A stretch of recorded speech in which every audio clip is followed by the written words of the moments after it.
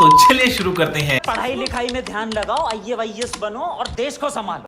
नमस्कार मित्रांनो, तर आज या व्हिडिओमध्ये आपण बघणार आहोत फिजिक्सच्या IMP question with unit wise. तर बघा, फर्स्ट जो आहे difference between spontaneous and stimulated emission. बघा, आता यासाठी मी तुम्हाला एक ट्रिक सांगतो काय करायचं. पेपरमध्ये गेल्यानंतर तुम्ही आधी न्यूमेरिकल सॉल्व करा. फर्स्ट युनिटवर जर न्यूमेरिकलचा बेस आहे ते कशावर आहे, ऑप्टिक फायबरवर आहे. ऑप्टिक फायबरच्या एक फॉर्म्युलेवर बेस आहे. ते PYQ सॉल्व करा, 101% जमून जातील. न्यूमेरिकल आहे ना, कमीत कमी 4 मार्क्स किंवा 5 मार्क्सला विचारलं जातं असतं. तुम्ही कंपल्सरी न्यूमेरिकल आधी सॉल्व करा, त्यानंतर हे प्रश्न सॉल्व करा. बघा, आता फर्स्ट क्वेश्चन आहे आपला, difference between spontaneous and stimulated emission. तर सेकंड बघा, लेझरची डिफिनेशन विचारली जाते पेपरला. त्याच्यानंतर एक्सप्लेन, इथं stimulated emission with and pumping कोणी एक्सप्लेन करायला येतात. मोस्ट इम्पॉर्टंट क्वेश्चन आहे हा. मोस्ट इम्पॉर्टंट सगळ्यांनी कंपल्सरी करा. कंपल्सरी हा फिक्स येतो म्हणजे येतोच. Describe construction and working of CO2 laser with the help of energy level diagram. त्याच्या डायग्राम्स काढायच्या, त्यानंतर CO2 लेझरचं कन्स्ट्रक्शन म्हणजे डायग्राम ड्रॉ करायच्या, त्याचं वर्किंग राईट करायचं लेवल डायग्रामनुसार. बरोबर. तर चला, तिसरा क्वेश्चन आहे ॲप्लिकेशन ऑफ लेझर, हे पण पडतोत. त्यानंतर हॅलोग्रामवर विचारलं जातात question. Explain process of reconstruction with hologram. बरोबर. नेक्स्ट क्वेश्चन आपला ऑप्टिकल फायबर, याच्यावर पण पडला जातो. ऑप्टिकल फायबरचे टाईप्स एक्सप्लेन करा, याच्यावर पण क्वेश्चन आहे. बघा, टाईप्स ऑफ. त्यानंतर ऑप्टिकल फायबरचा difference between step index and graded index, याच्यावर पडला जातो. आता जर जर पासिंगसाठी तुम्हाला पाहिजे असेल तर तुम्ही फर्स्ट न्यूमेरिकल करा, त्यानंतर सेकंड लेझरचा क्वेश्चन फिक्स करा. बघा, लेझरचा क्वेश्चन हे 2 क्वेश्चन, हे 2 क्वेश्चन जरी फिक्स केले तरी तुमची इथं 8 किंवा 9 मार्क्स इथं फिक्स असणार आहे. त्यानंतर तुम्ही बाकीचे उरलेले क्वेश्चन करा. आता आपण युनिट 2कडे जाऊया. आता यात शेवटचा युनिट 1चा लास्ट क्वेश्चन काय, explain optic fibre communication system with block diagram, state in two advantage of fibre communication. चला युनिट 2कडं. युनिट 2चा most important fix question. Fix काय, explain de Broglie's hypothesis of matter waves show that the de Broglie's wavelength of charge particle inversely proportional to the square root of accelerating potential. त्याच्यात de Broglie's hypothesis तुम्हाला explain करायचं, त्याचा formula, त्यानंतर कसं आलं ते expression तुम्ही explain करा. त्यानंतर second question important, properties of matter वेव्हच्या कोणत्या प्रॉपर्टी त्या एक्सप्लेन करा. त्याच्यानंतर what is wave function, physical significance, याच्यावर पण क्वेश्चन विचारला जातो. आता मोस्ट इम्पॉर्टंट क्वेश्चन आहे टाईम इंडिपेंडंट वेव्ह इक्वेशन. हे फिक्सच क्वेश्चन आहे हा आणि त्या डी ब्रोग्लीज वेवलेंथचा पडतो म्हणजे पडतोच पेपरला.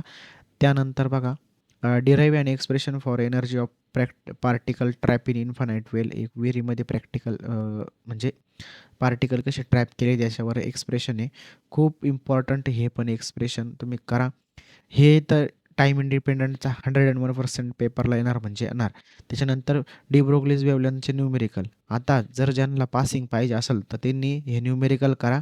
इथं 5 मार्क्स किंवा 4 मार्क्स कंपल्सरी तुम्हाला भेटतील. त्याच्यानंतर हा क्वेश्चन करा. त्यानंतर बघा, इथं हा क्वेश्चन 1 करा. हे 3 क्वेश्चन जरी केले तुम्ही तरी तुम्ही पासिंग आरामात होऊ शकतात. आता बघा, आपण तिसऱ्या युनिटकडे जाऊया.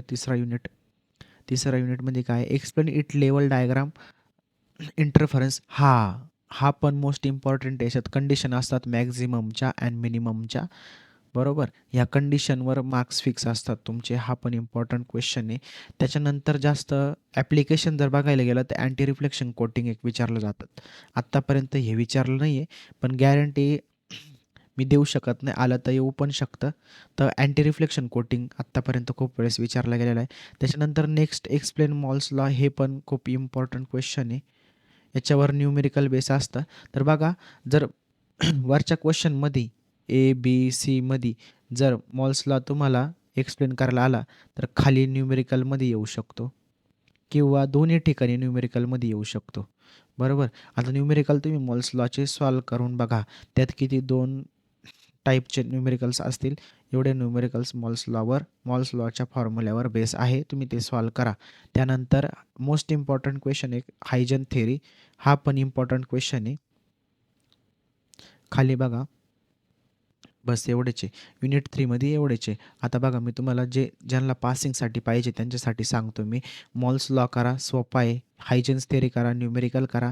त्यानंतर फक्त मॅक्सिमम अँड मिनिममच्या ह्या कंडिशनचा एक एवढा क्वेश्चन करा. तुमचे फिक्स पासिंग आरामात होऊ शकते. बघा आता युनिट 4मध्ये युनिट 4मध्ये explain classification of solid into conductor, semiconductor. अच्छा बँड डायग्राम खूप इम्पॉर्टंट आहे. ठीक त्याच्या क्लासिफिकेशन कंडक्टर, सेमीकंडक्टर आणि इन्सुलेटरचं कसं आहे हे त्याच्या बँड डायग्रामवर बेसिस आहे म्हणजे बेस आहे. त्याच्या इम्पॉर्टंट आहे बँड डायग्राम.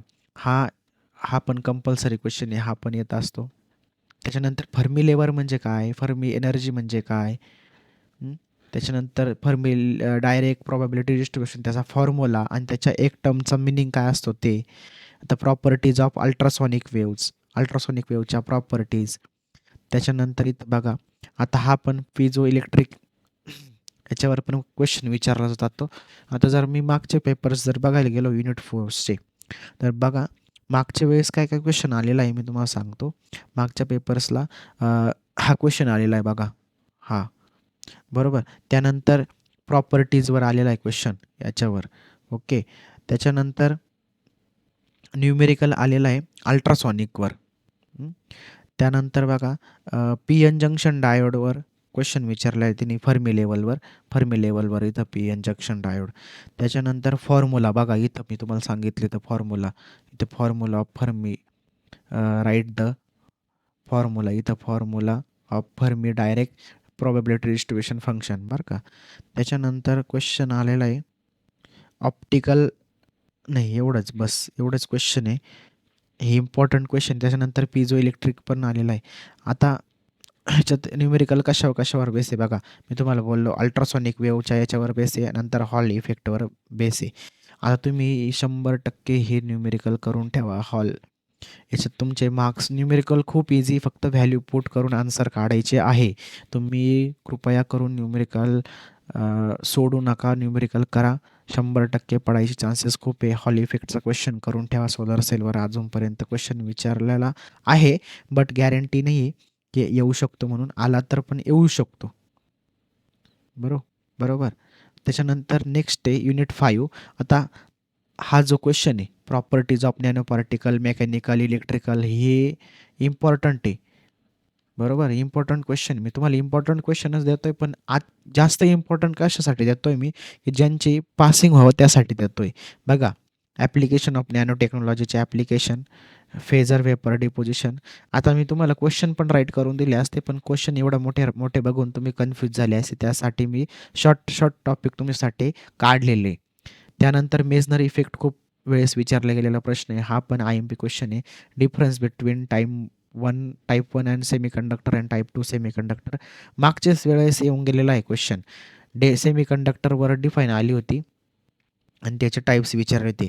मेजनर इफेक्टवर पण क्वेश्चन येऊन गेलेला आहे. त्याच्यानंतर मी तुम्हाला म्हणलो इथं याच्यावर पण क्वेश्चन आलेला आहे. याच्यावर क्वेश्चन 6 मार्क्सला क्वेश्चन येतो याच्यात. म्हणजे इथं तुमचे 6 मार्क फिक्स झाले. मेजनर इफेक्टवर पण 6 मार्क्सला येतो. बघा इथं मेजनर इफेक्ट आहे. हा पण 6 मार्क्सला येतो. हे तुमचे जर आले ते 12 मार्क्स इथंच फिक्स होऊन जातात. बरोबर.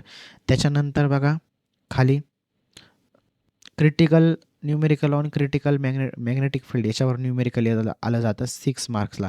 आता जे शेवटचं युनिट आहे जे 5 युनिट आहे त्याचं फक्त इथं 2च क्वेश्चन असतात ए बी याला ऑर असतो.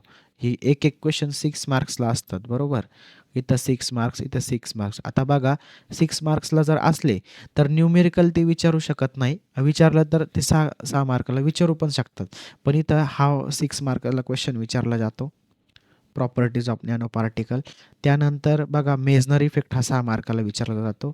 त्याच्यानंतर टाईप 1 सेमीकंडक्टर हा 6 मार्काला विचारला जातो. हे 3 क्वेश्चन मी तुम्हाला इम्पॉर्टंट देतो. याच्यातून पडू शकतात. बरोबर. त्याच्यानंतर जे बघा आपण इथं बघितलं फिजिकल वेपर डिपॉझिशन याचा नेक्स्ट अजून एक टाईप आहे बघा बॉल मिलिंग मेथड. हे दोन्हीतून एक पडू शकतो. एक तर फिजिकल वेपर डिपॉझिशन किंवा बॉल मिलिंग मेथड आहे. दोन्हीतून एक पडू शकतो. 100% हे पण 6 मार्कालाच पडतात बरं का. तुम्ही 100% एवढे क्वेश्चन करा.